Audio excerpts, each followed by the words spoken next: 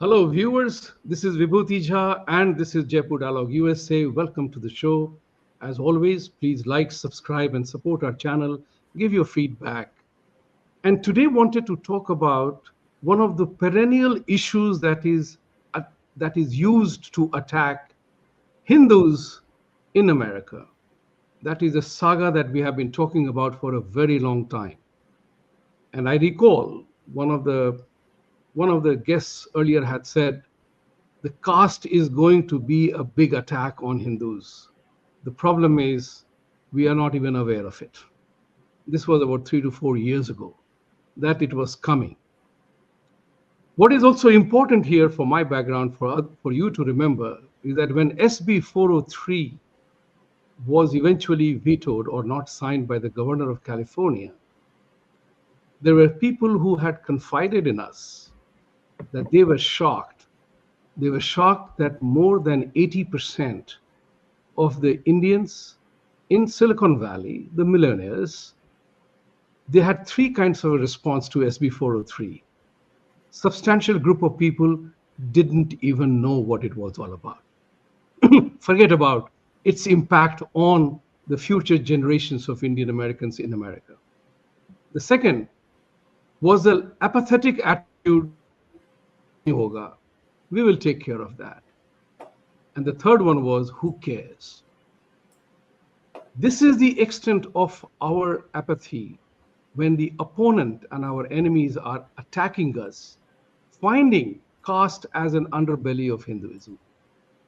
Today, we are going to talk about how a new research has shown that how directed, how vile the entire attack on us was behind the initiative called, I shouldn't say initiative. Initiative is generally a positive connotation. But how vile was the attempt to malign us through DEI training programs? So I'm welcoming today three heavy hitters, three very committed soldiers of COHNA, Coalition of Hindus in North America. And they will talk to us about what this new academic research talks about. I have great pleasure in welcoming Sudha Jagannathan ji, Suresh Krishnamurthy ji, and my dear fellow Bihari Pushpita Prasad ji. Both Sudha ji and Pushpita ji have been on my show earlier on, and we have talked about at length. But today I wanted to open the innings with Pushpita ji about what is this new academic research done by Network Contagion Research Institute, and what of the research did it shock you or please you or made you happy that you want to share with all the audiences of Jaipur Dialogue USA and Jaipur Dialogue? Pushpita ji. Sure. Namaste. Thank you, Vibhuti for having us on this platform. This is a really, really important report. I think we are calling it like a breakthrough report that everyone needs to be aware of. This was done by two departments at Rutgers, the Network Contagion Research Institute and the Social Sciences Research. And Suresh ji can talk more about the methodology of the research. But I just want to say how important it is, because for the first time, we have academic validation of what we have already lived through in our real life, right? So the report alarmingly found that, the report was a three-part report that studied race, religion, and caste.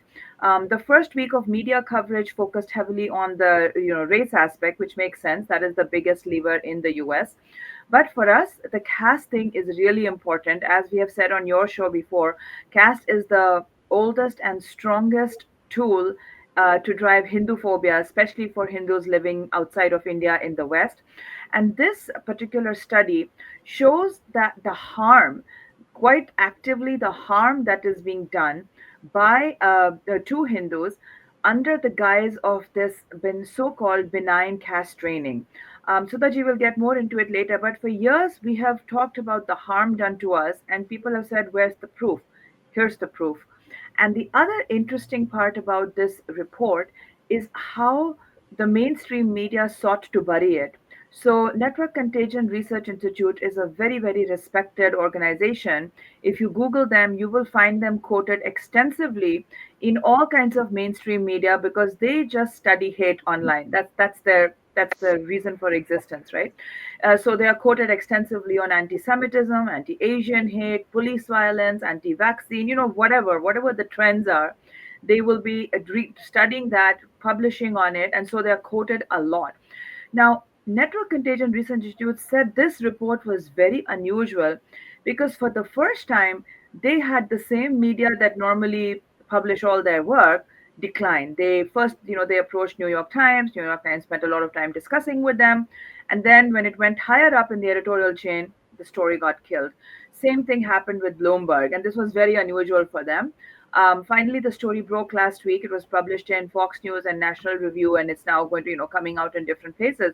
So I think there's one aspect of just the findings, and then there's the other aspect of how disturbing the findings were that can be borne by, that is borne out by seeing how the media tried to kill it even before it got published. Wow, that's so fascinating. I do not know whether I should approach Sudha Ji to tell us more about the I think the Suresh Ji would items. be great. Sudha Ji or Suresh Ji can talk about the methodology. Go ahead, make your day. Uh, Suresh Ji. Namaste, Vibhudija. Namaste, Vibhudija. I really appreciate coming on your show. I have watched it for a while, and I appreciate all that you do for the overall community and generally for increasing the level of awareness among the Hindu American community in particular. Now, Thank you. by way of background, my background is I'm a technology finance professional. I also specialize in statistics. My entire career has been spent in statistics. I do financial modeling. And one of the things I do is I teach a course on bias, perception and bias at Mercer University here in Atlanta as well. So, I mean, from the methodology perspective, I totally understand. I mean, Lee Jussim is a giant in the field of social sciences analysis, social perceptions lab. He's actually considered one of the leading authorities in the country on methodology in social sciences. So in terms of the bona fides of the research authors, they are, I would say, beyond question. And I don't mean that as a Hindu American but I mean that as a person who practices statistics, who teaches statistics and bias. So let's kind of put that out of the way. The methodology, I mean, no reputable scientist or statistician is going to question the methodology that was used in this report. So we should put that out of the way.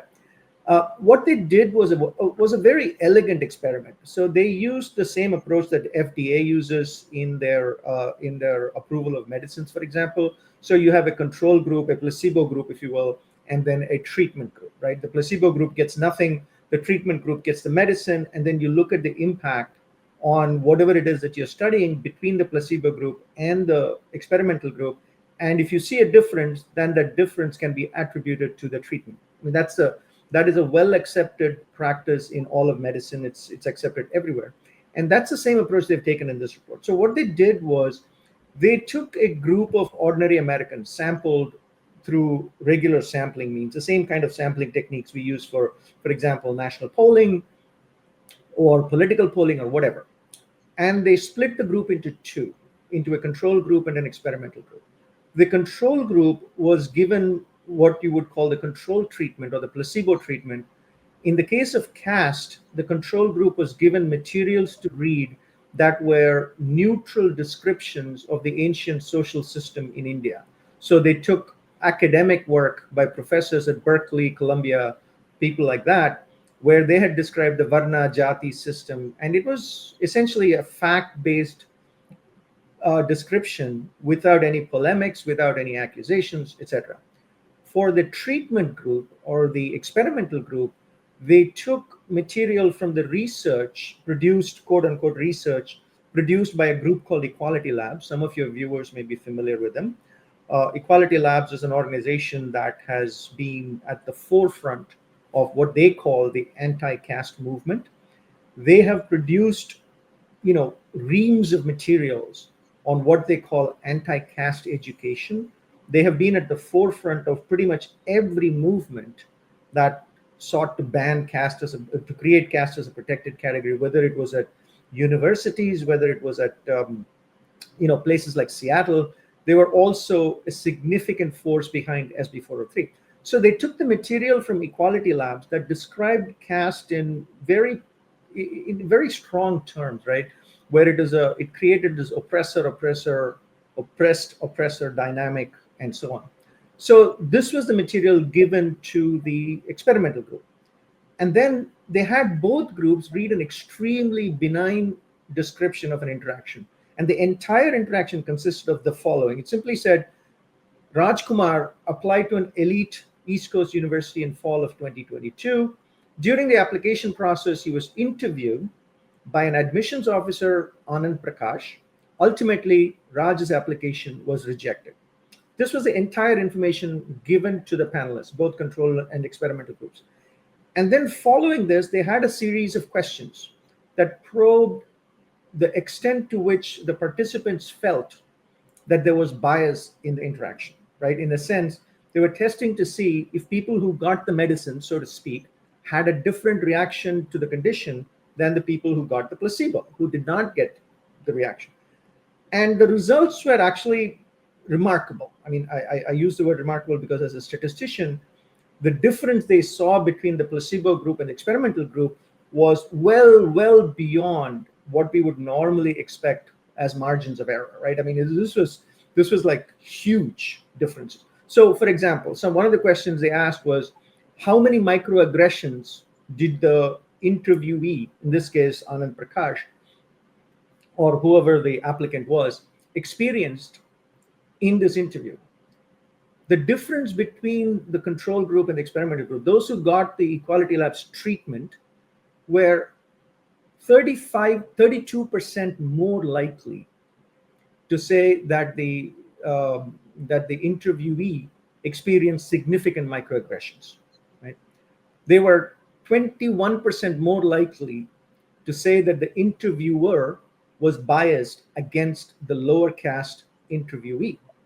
There was no information, mind you, in the description as to who was upper caste and who was lower caste. The names were, in fact, the researchers even went to the extent of reversing the two by saying, for some people, they said Anand was interviewed by Raj, and for others, they said Raj was interviewed by Anand. So they equalized, normalized for that as well. And even across that, they found that people who listened to or read the Equality Labs description were far more likely to believe that there was more microaggression, to believe that the process was biased, to believe that that the interviewee experienced harm during the interview.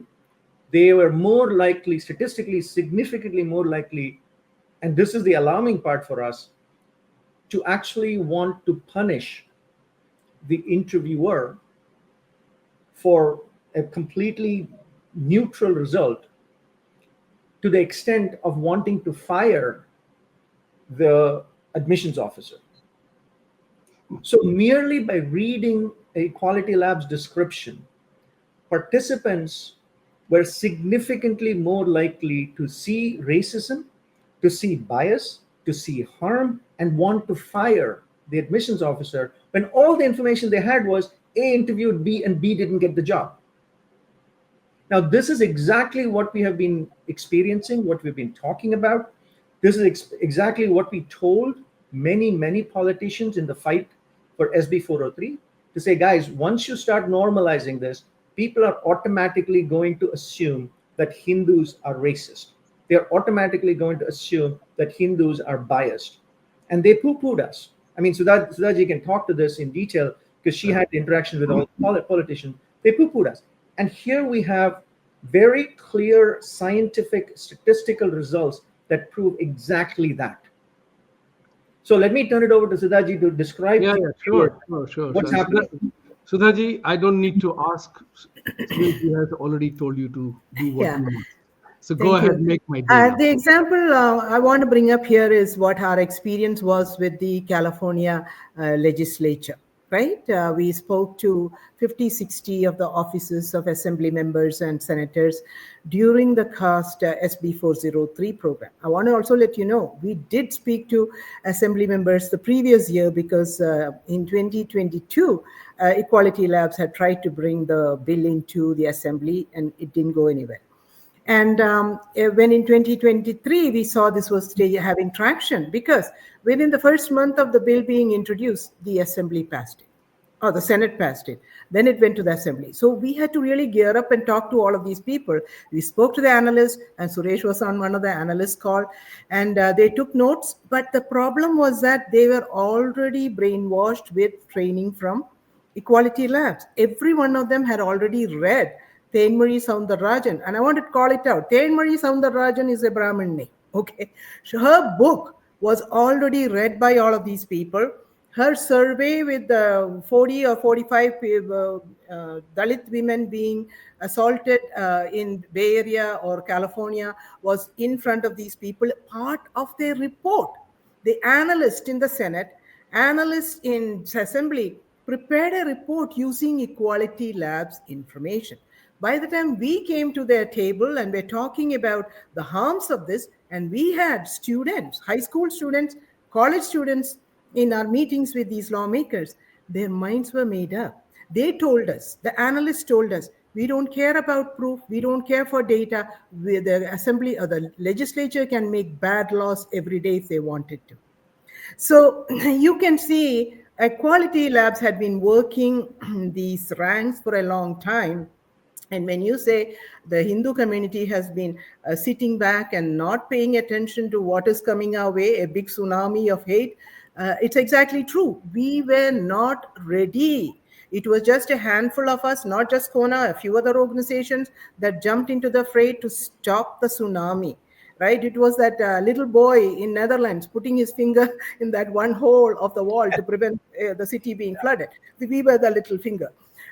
And of course, the bill was vetoed, but the perceptions in their heads was really bad. And I want to tell you one of the stories of a college student who shared in many calls with the lawmakers her experience.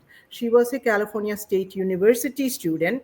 And she said when California State University decided to add caste as a protected category, the Hindu students were not notified, which means the law was just being, or the addition to the HR policies was being made just on Equality Labs words, no input from the other side. And when the student said, we had a meeting with the CSU administrator, so many of us were on that call with the student who was not willing to have her face on it for obvious reasons. And when she explained to the administrators that she cannot have a vegetarian celebration of Diwali in her campus because she was going to be attacked as upper caste. And she doesn't know her caste. She is born and raised in the US. The administrators did not understand what she's saying. They said, why can't you have a party? They don't live the lives of these students on campus. They make policies on feel good activism without paying attention to the fact that there is always multiple sides to a story. This is the danger of people like Equality Labs. I'll give you another example. I just looked up a profile recently for some other purposes of anti-caste professor in the US, and his profile says he had been invited by Microsoft HR to talk about caste multiple times. Imagine. Can Pushpita, Suresh, or I ever get invited to Microsoft HR DEI? We never be, right? So there it is. Again, a selective invitation, hosting of a particular narrative that damages an entire community. It is not even finding one or two criminals, let's say we have in the Hindu community. There are no reports, but let's say one or two. It's not about one or two. It's damning the whole community. That is what we fought against. I want to be very clear. We do not stand for any discrimination, caste or otherwise. Personally, I have faced racial, gender discrimination in America's biggest corporations, okay? But there are mechanisms to handle it. And when people like Equality Labs comes in, and the leaders of these cohort of Equality Labs are not even Hindus. And they come in to label us with terminology that makes only sense only to them, because they are total ignoramuses on Hindu identity and history. So that was one harm. Other harm I would talk about is a young parent. He was an employee of a big company, and I will not name the company, on the East Coast. He came to me and said, Sudha Ji, we have a DEI training, and this is on discrimination. And in the training, besides me, there were about half a dozen Indians, all working in IT and engineering, right? And the consultant hired to do the DEI training used as the only example of discrimination the Indian caste system. And he said all of them felt very embarrassed to be in this training.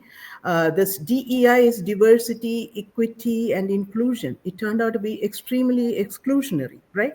So we said, we discussed, and he went and talked to HR. And the HR invited the consultant to the meeting. And HR was amenable to removing that particular example, but the consultant refused.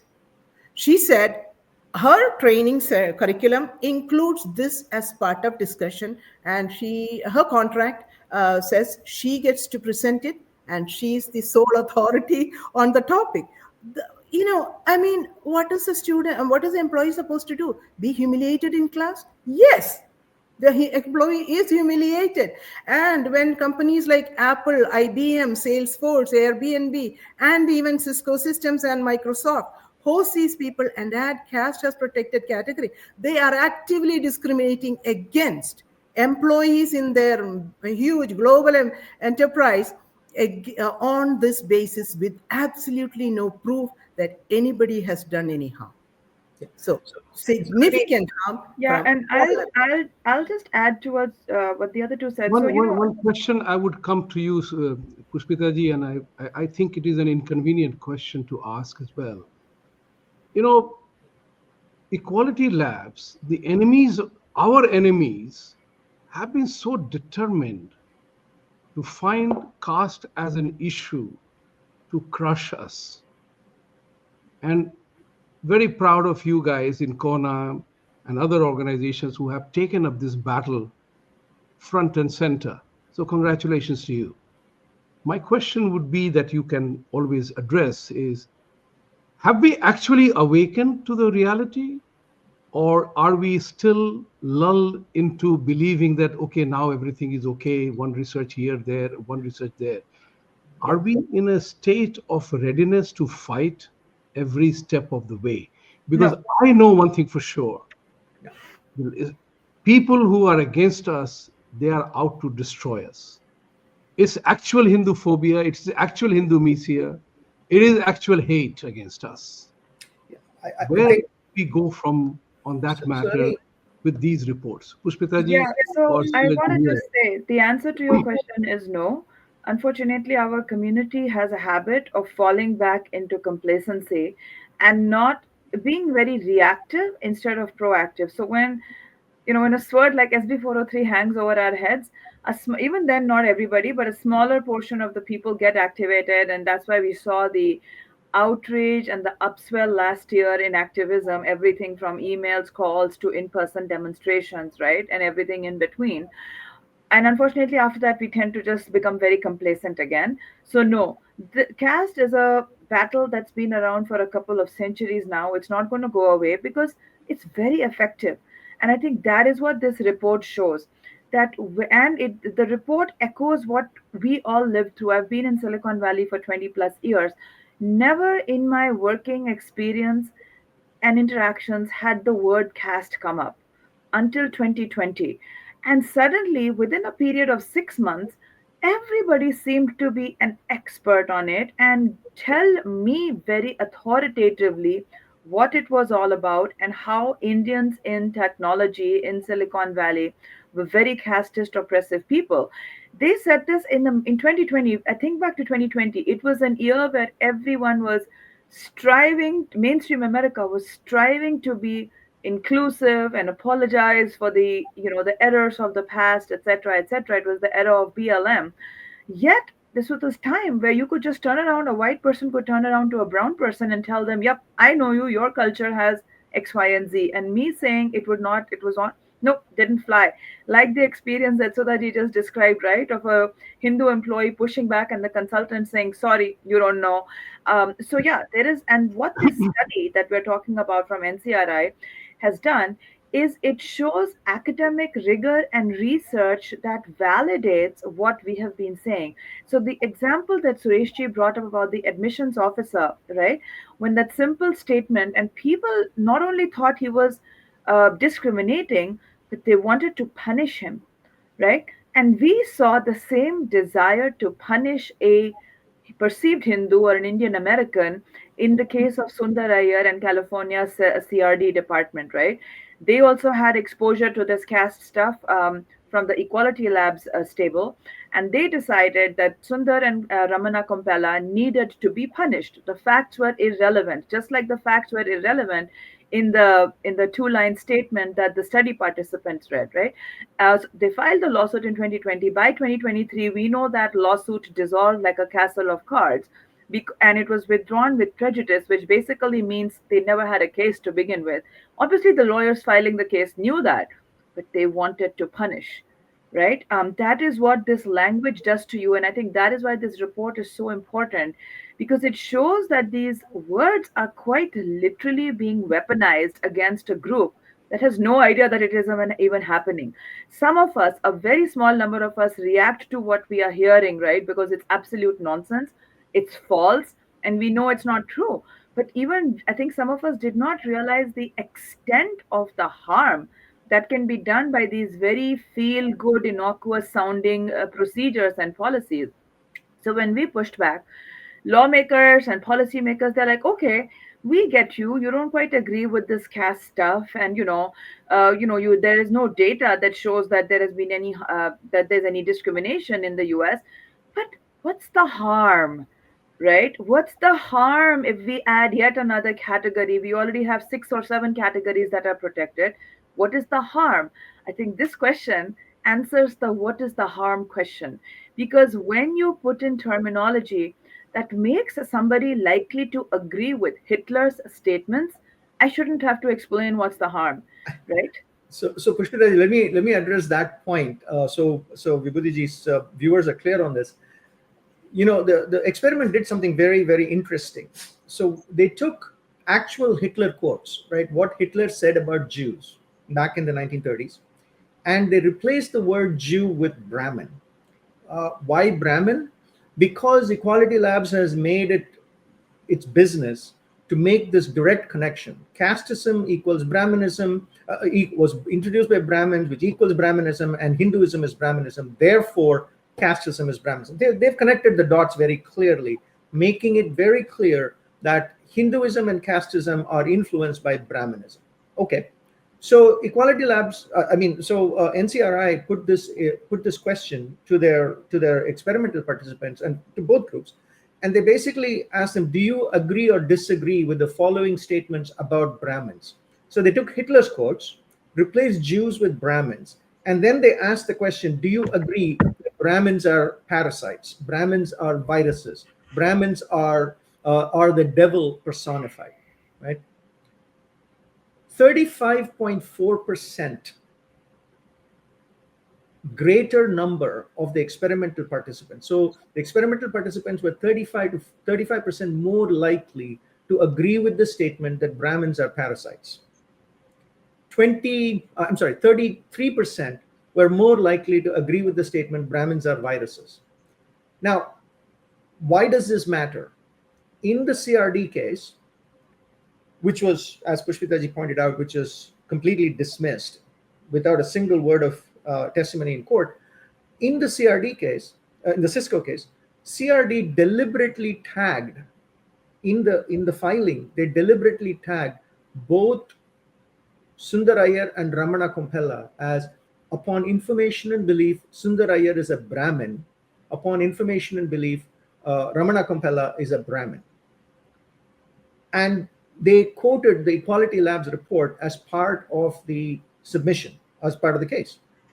The court later threw out the Equality Lab submission as saying this is not relevant, but the damage was done, right? I mean, you made the connection between a person who has no history of discrimination, but you've accused him of discrimination, stating he's a Brahmin and therefore naturally a discriminator. This research bears out the impact that Equality Labs statement has on perception. So if people are willing to read a report by Quality Labs and then agree at much greater levels that Brahmins are parasites, what chance would somebody like Sundar Iyer have in a jury trial where the jury is presented with Equality Labs material and then said, oh, Sundar Iyer is a Brahmin? What chance would he have at getting a fair trial? This research clearly shows that his chances of getting a fair trial are out of the window. Now, this is not just CRD. If you recall, there was a conference, academic conference called Dismantling Global Hindutva, right? And in that conference, researcher after researcher came out and said, these guys with last names like Trivedi, Iyer, etc., are casteist, racist people. Well, this research bears it out.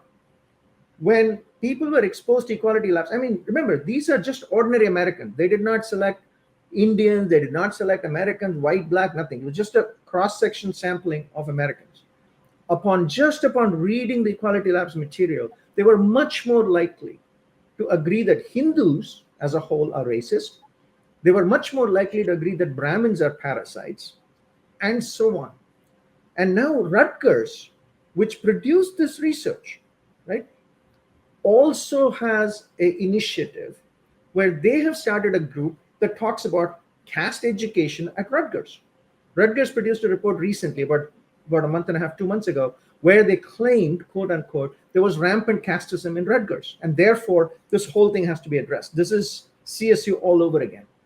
And there, they have specifically asked that Rutgers go out and find evidence of caste-based discrimination in Rutgers, even though after 7 months, they've not been able to find any evidence at all. The task force looked for 7 months, couldn't find any evidence, but now they're determined. They've formed a group. Rutgers has actually now recently formed a group of students who are pushing to have this included in Rutgers policy so they can go hunting for more evidence of caste discrimination. And here we have this cycle completed, right? So you hunt for evidence of caste discrimination. You talk about caste all the time. You keep saying Hindus are casteist, and yep, people believe that Hindus are casteist and racist. And that's the real harm that we are fighting against. It is fascinating for me because I have been in this country since 91. Nobody has ever asked me my caste, nor have I asked anybody their caste. So, it is really mind-boggling, but it is disturbing. It's also putting us on alert because, as you said, replace Jews with Brahmins, and then you can demolish all Hindus.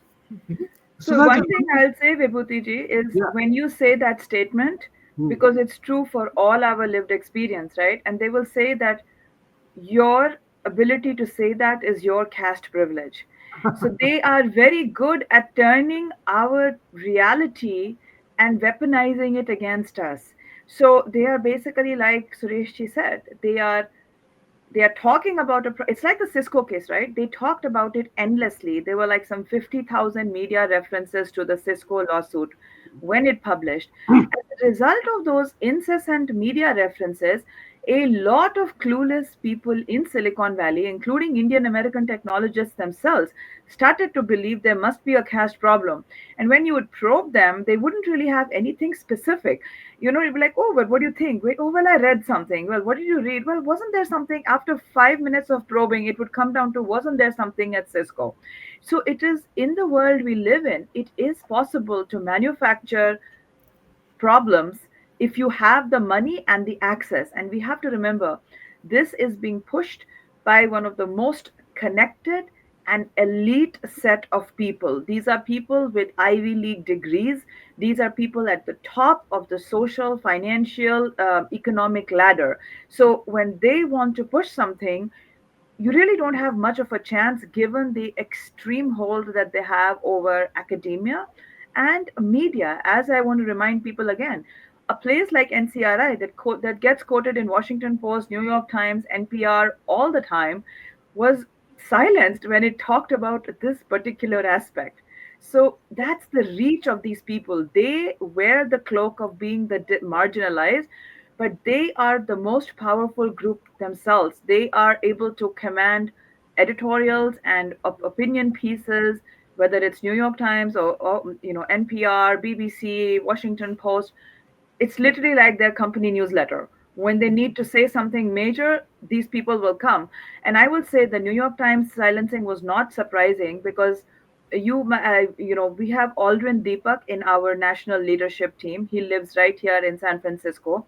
He has lived here in San Francisco for 30 years, is a technology leader. And in 2021, he talked to San Francisco Chronicle. He is a San Francisco resident. He talked to the San Francisco Chronicle, which had already done 3 stories on caste by then, right? And we said, hey, you're talking so much about caste. Why don't you talk to this other person who is in your city? He's a tech worker. He's a Dalit.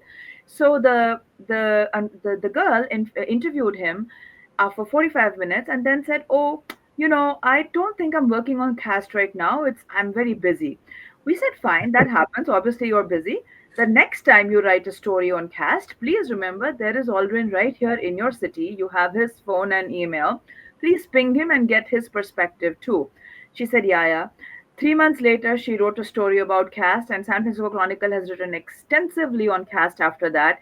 Never has Aldrin got a call or an email from these people.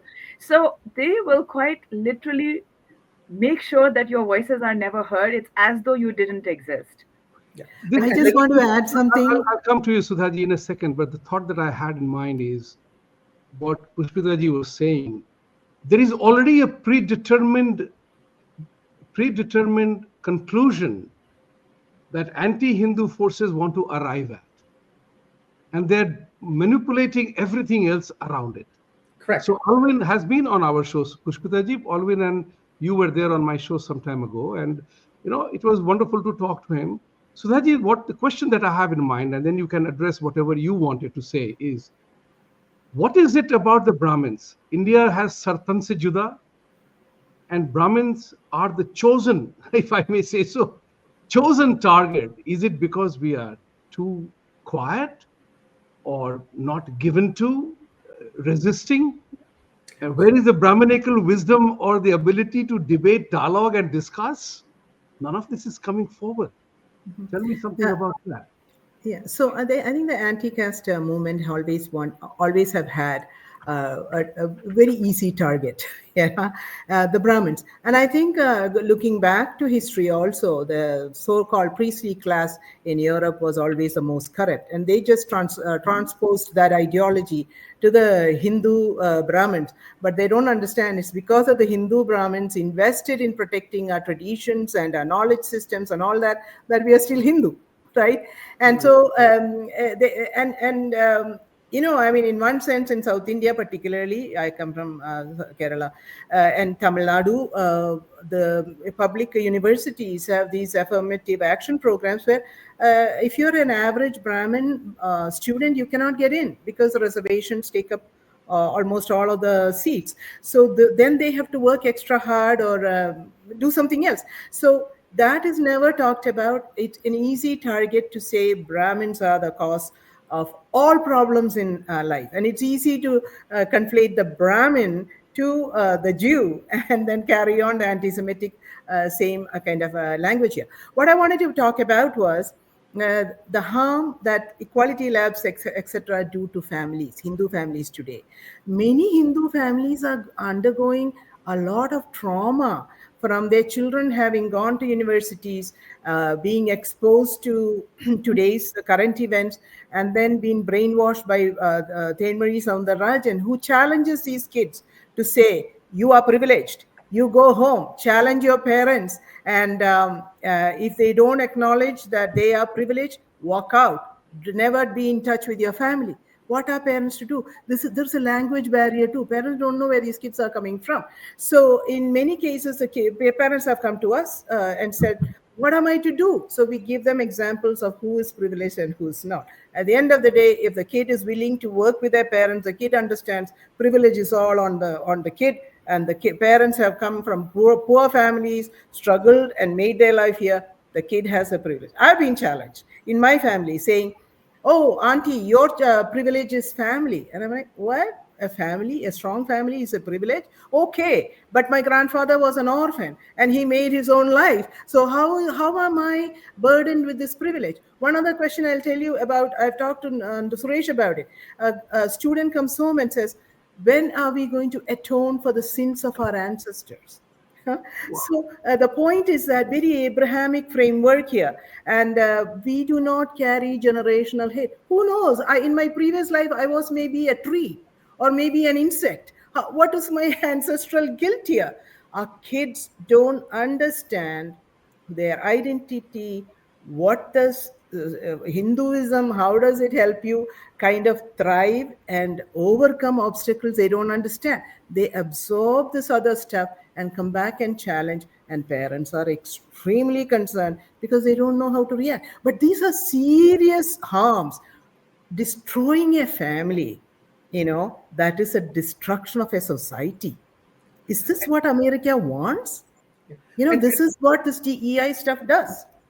and I should point out to your readers the research that is being done, and you alluded to it, Vibhuti, but the research that is being done is extremely prejudicial. And I want to read a very small excerpt from a paper that was accepted at the ACM, the Association of Computational Machinery, on the influence of caste in technology. And here the researcher is describing an interview. I'm just literally going to read it from there. It's about like 10 seconds.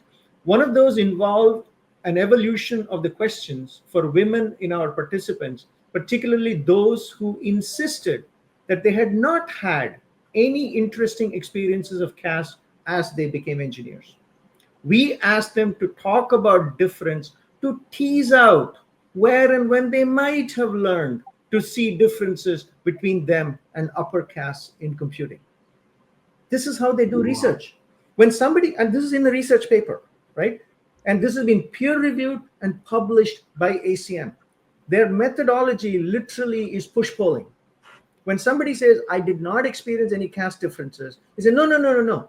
Let's talk about where you might have experienced it. And also, therefore, you don't know it. We're going to tell you where you got it from. This is the level of research.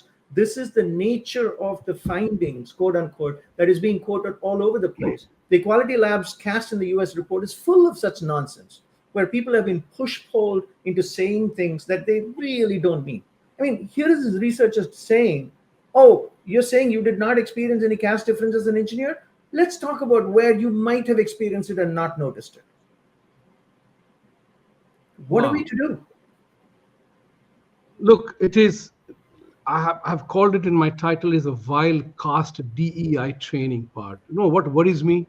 I have worked with a major American company called American Express, and I was part of the diversity team when I came here in 1991 with that. My concern here is very, very, very serious, because every major corporation, including those that are led by Indian geniuses from Google to down the line, hundreds of them who are there, they have all subscribed to the DEI training. This has ramification for India as well, because all these companies are operating in India in significant capacities. It's not that they have just a branch. They are operating full-fledged. And this carries forward there. That means India has to willy-nilly comply with the US requirement of DEI. Exactly. This is a big challenge. I mean, that's what I always say, that sometimes Indians have a tendency to say, we are not required Indians, we are traitors, we left the country. Don't underestimate the capacities that we have built here. Is also this fight here on caste, SB 403, is going to also save and protect and defend our interests back home. So in the last few minutes, I want to both of you, all three of you, to take 1 minute each to say, where are we heading out from here? Knowing what we know. That's my favorite phrase. Jante sab kuch hai, gyan bahut hai. Vibhuti, Where are I'll we say going one from thing. here? I'll say one thing, since you mentioned the corporations, right? And that could be the closing, is the power of standing up. This is what Kona focuses on: grassroots advocacy. See, our community also has a tendency to wait for somebody to save us. have you taught the Indian consulate, the this, the that? It's not. Nobody is going to save you. What did Gita tell us? Krishna told Arjun to go fight his own battles, right?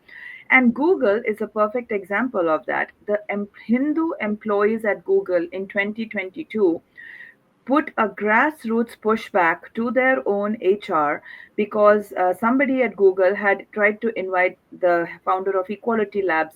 She had already come once, and then she was being called back for a second talk. And by that time, the employees had kind of understood who this lady was, what her forte was, and how she was using her platform. And then Google was giving her a platform to build hate against Hindus. So they very quietly wrote to their HR, wrote to their legal folks saying, you are inviting somebody who is on record saying Hinduism needs to be demolished or dismantled. What does that mean when Google gives her a platform, right? What are you telling me as a Hindu employee of Google? And that was, most of them remained, and most of them are anonymous. They never spoke up. But that campaign was effective, and she was disinvited. Of course, the result was the lady who invited her at Google, such a privileged lady, she announced her resignation in Washington Post.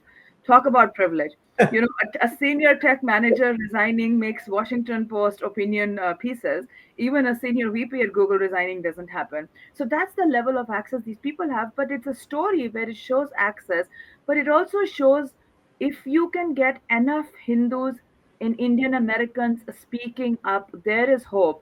And if you can't get enough of them, there is honestly, that's the only thing that's going to work. We need to stop waiting for one individual, one organization, one institution to save us. We are in this soup because for the last 30, 40 years, every institution, every platform has been infiltrated and corrupted and taken over while we were focused on our STEM careers and our AP classes and our whatever, right? So, and if, for those who think STEM is safe, it's not safe. This is happening at tech companies. So these are the, these are the pinnacle of the STEM companies, and it's a deliberate attack on them, right? Because that's where Hindus have succeeded. Wherever Hindus succeed, this will follow us. So if you feel you can run away from it, I think it should show that you can't. You already ran away from India to here. You ran away into tech. You gave up the arts. It doesn't matter. Wherever you go, this will follow you. It's the old lunchroom bully scenario, right? If you have an elementary kid who comes and complains to you about being bullied, you hopefully as a parent tell them to stand up to the bully, not to stop eating lunch in the lunchroom or stop eating lunch in the yard or to run away into a room, because you know as a parent the bully will follow your child. And so as Hindus, we need to realize the only way to tackle this hate is to become proud, start speaking up, and start pushing back through whatever channels exist, whether it's your school, university, college, community.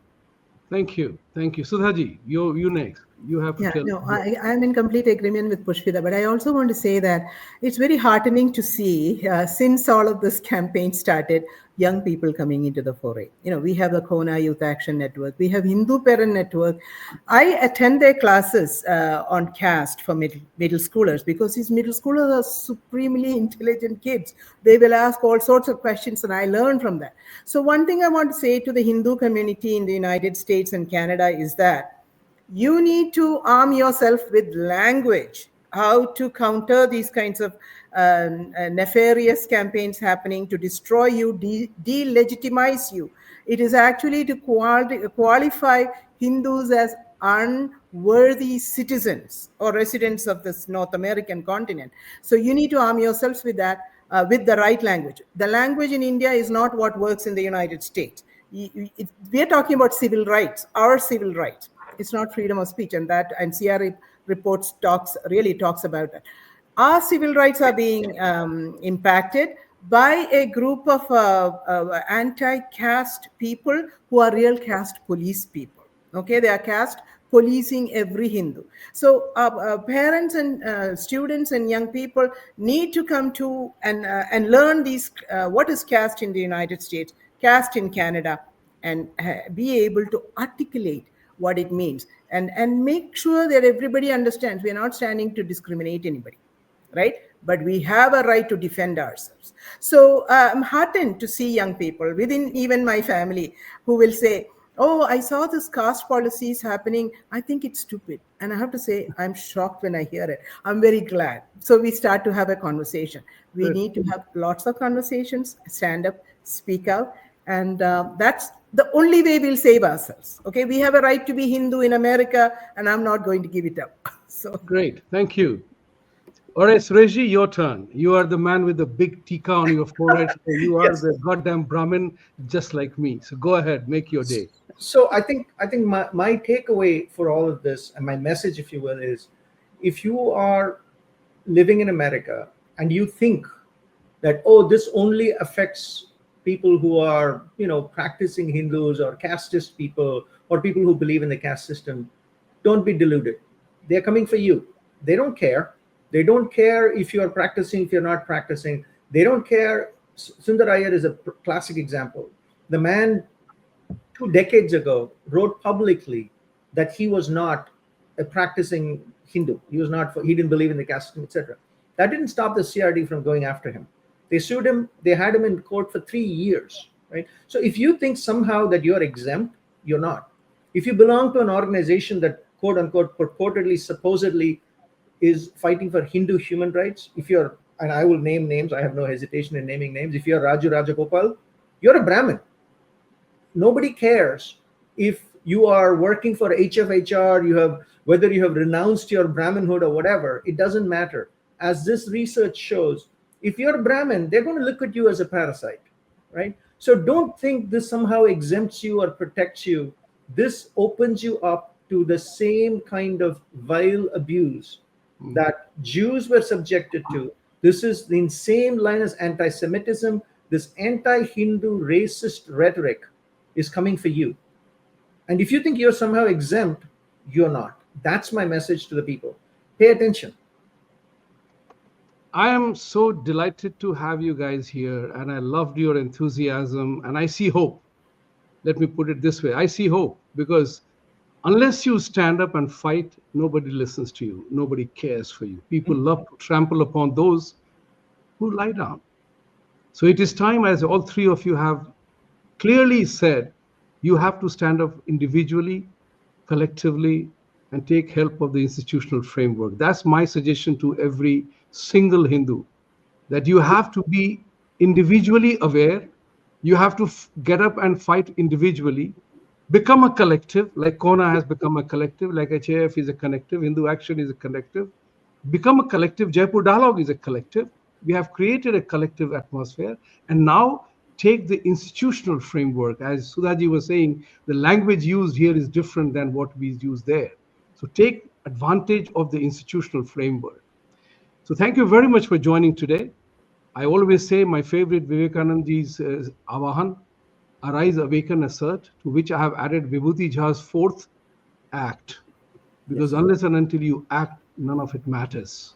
So I say 4 of these, and I always end my shows with the call, Satyameva Jayate. That's the clarion call we have in our dharma. But Satya will not win if you don't stand up and fight for it. Be aware of that. So with this call, Satyameva Jayate, get ready to fight. Thank you Namaste. very much.